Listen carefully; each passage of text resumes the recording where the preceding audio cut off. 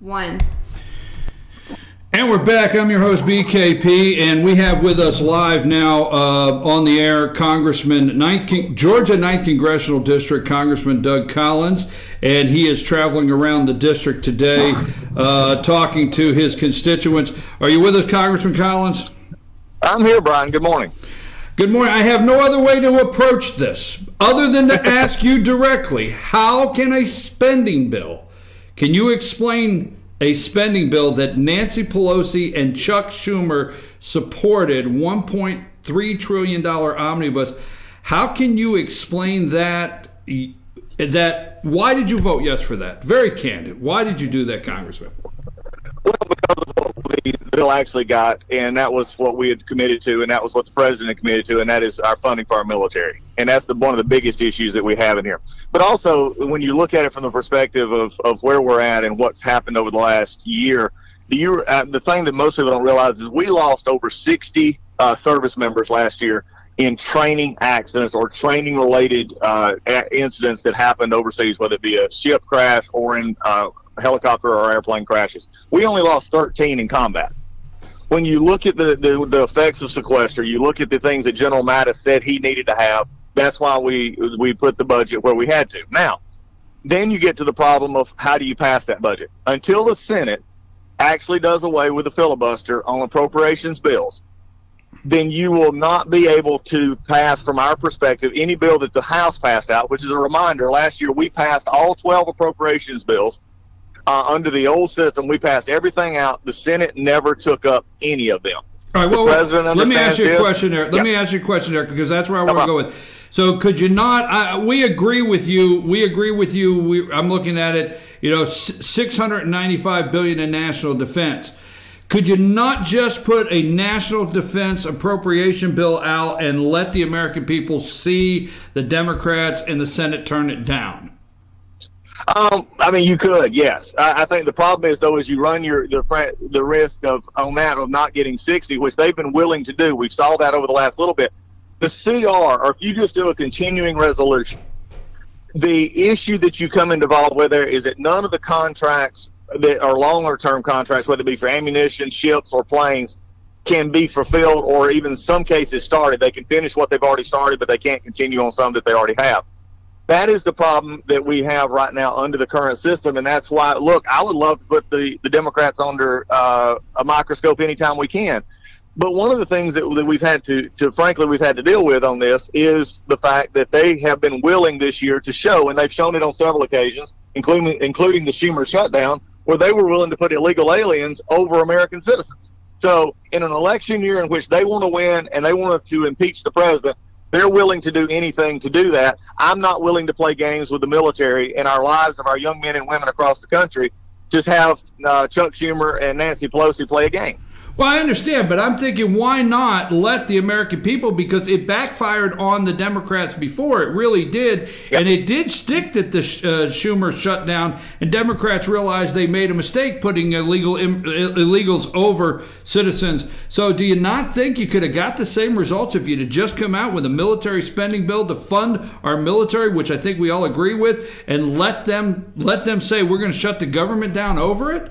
I mean, I know that's redundant to the question, but... I think you could have. I think the bigger issue in looking at it from a long term set, you also had the belief that also the president felt like he could actually. There were other things in this, moving it forward in the package that we did until the Democrats just sat down at the end and said no on DACA and some other things that the president was trying to get done. Look, tactics and strategy. Could you look at it from a different perspective? Yeah, I'm not going to say you couldn't have, but I'm also saying from the indication that we were getting when there was some discussion about breaking it up, was that we were not going to go forward, and we were coming up to the time frame in which they had drug it out, into which we were going to either do another CR for the whole issue or put them on record where they vote against it, or just to block it on cloture vote, and then we're back into a CR. We're going into another 6 months. We're already 6 months into this spending year, and General Mattis had made it very clear that any more delays is just continuing to put us back and forth. Well, and the president's team knew this all along. The president's team negotiated this the entire time. Okay, well, his team may have negotiated this, and I did read a document that says that he did encourage his representation from the White House did encourage support on this, and I've read that, so I can understand you were encouraged from the White House to support this. But then he comes out, and I played the video right before you came on. He comes out and he says, you know, he will never again support anything like this. Don't you know, Trump said his quote is, I say to Congress, I will never sign this bill again. He said Obama signed one, and I don't know, he stopped short of saying it, but the omnibus bill President Obama signed, and the omnibus bill that President Trump signed, both came from a Republican Congress. I mean, these are two omnibus bills in a row. Okay, again, I've got, look, if we want to direct fire where it belongs, and you can, and I've heard this before, and people don't want to hear it, but I'm going to tell the truth, because that's all I do to you, is tell you the truth. Until the Senate does away with the cloture vote on appropriations, you will not get a different product. I cannot understand a senator, any senator who voted for the budget 4 weeks ago, who then voted against this bill last week. I'm not sure why they would do that, except for procedural, say, well, I didn't see it long enough. That's a valid argument. I get that. But from a numbers perspective, this was done 4 weeks ago in the budget, in which many senators who voted against it this past week, and even House members who voted against it last week, voted for the numbers 4 weeks ago. This has not been a surprise. And I think the interesting issue is to say all the appropriations bills the House passed last year have been out for public consumption for well over a year, almost a year in many cases. The Senate never took them up. The Senate is the one that's bypassing constitutional process here. This is, I mean, you can say we have a Republican Congress. We do. We have a Republican House. We have a Republican majority in the Senate, unless Rand Paul wants to do something extra, which he seems to do right regular. And then you got a president. But as long as they deal with this 60 vote, then at that point in time, whether it's Republican or Democrat, in fact, the Ari Fleischer, the former spokesman for George Bush, actually said this the other day. This is when the Democrats had to put their omni through because they couldn't get the appropriations bill done. The Republicans got what they wanted out of that because they were in the minority in the Senate and had the ability to block the bill.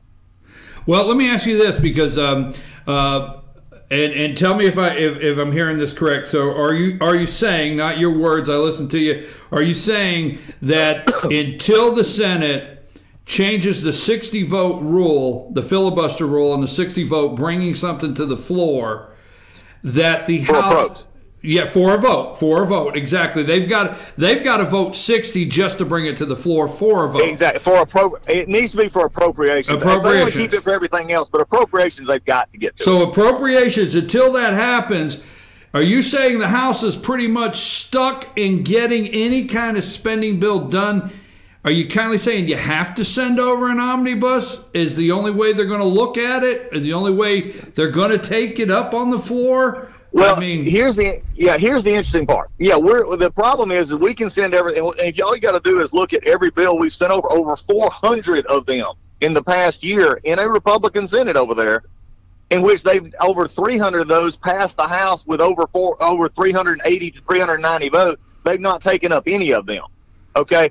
The other issue you got to have is from our perspective is we're using the term omni almost as a verb, okay, and we got to get away from that. The omnibus bill is simply the definition of taking all 12 appropriations bills and making them into one bill. Right. The issue is but please remember, the Senate never took up the individual bills. We in the House did. We sent all 12 over to them individually.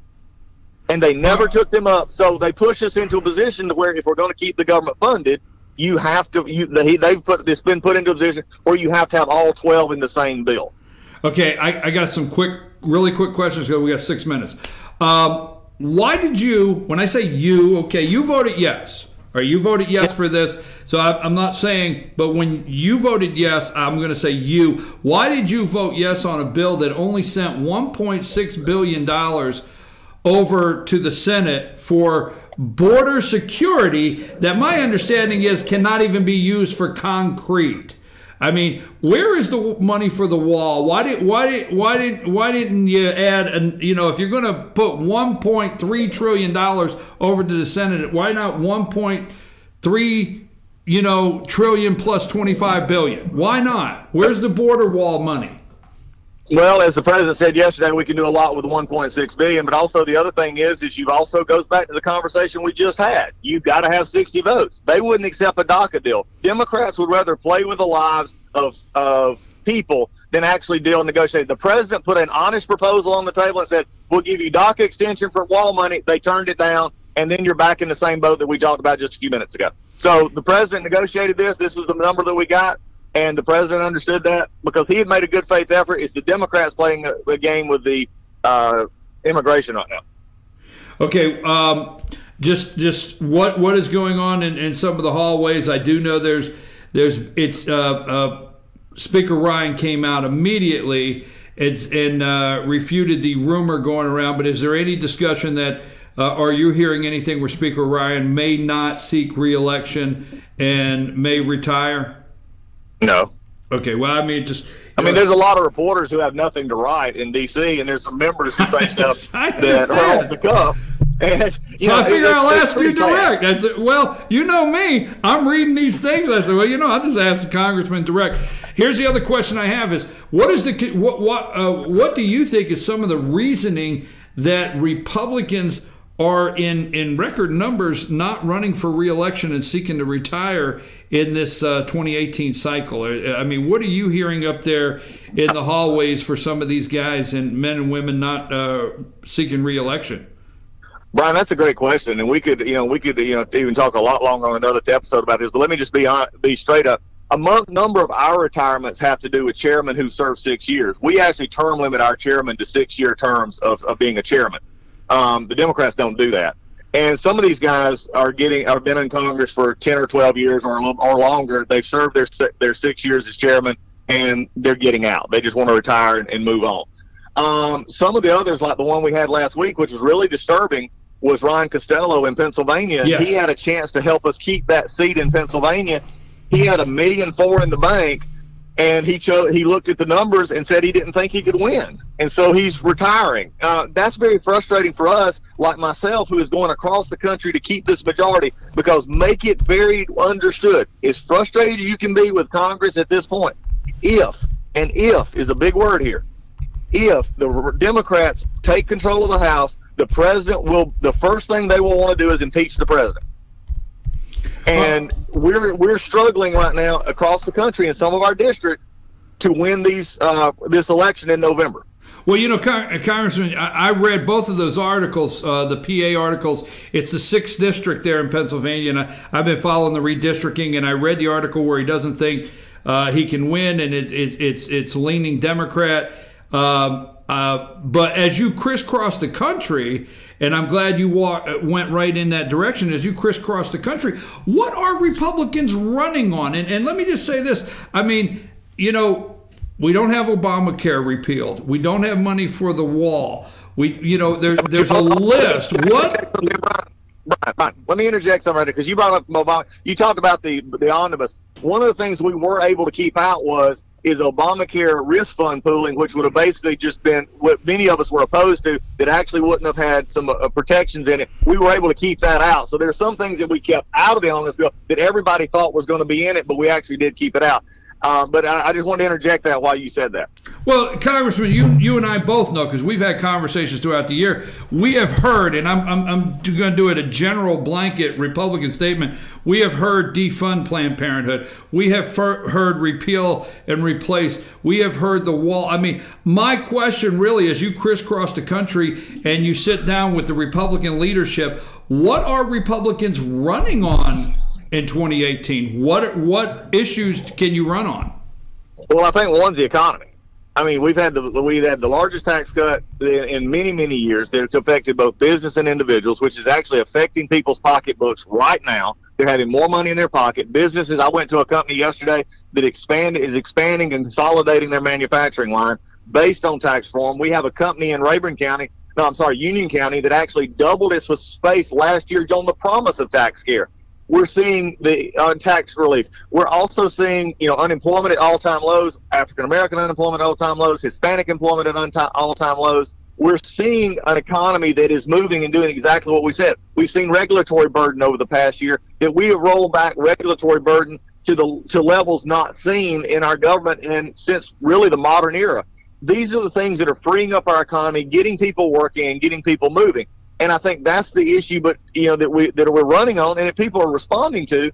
But we still have a lot of work left to do, and I think that's what it takes when we go out here and explain to people this is what we're doing as we move forward and trying to get this stuff done. And on the Obamacare front, there is no individual mandate anymore. The iPad has been repealed. The medical device tax has been repealed. We're continually chopping away at these issues that we have seen. So we're still working on it. There's still room to go. But again, I'm going to bring it up again. And until it's actually ringing in everybody's ears, the Senate right now, without 60 votes and with that cloture rule, can hold up a lot of stuff.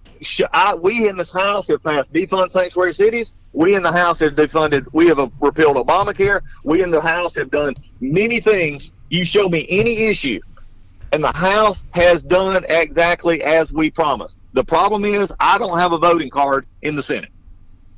Well, Congressman, I thank you very much. Your office told us that you had a hard break there at 8:45, and we don't want to hold you any longer. We appreciate you always coming on, always answering the questions, and we look forward to you coming back real soon.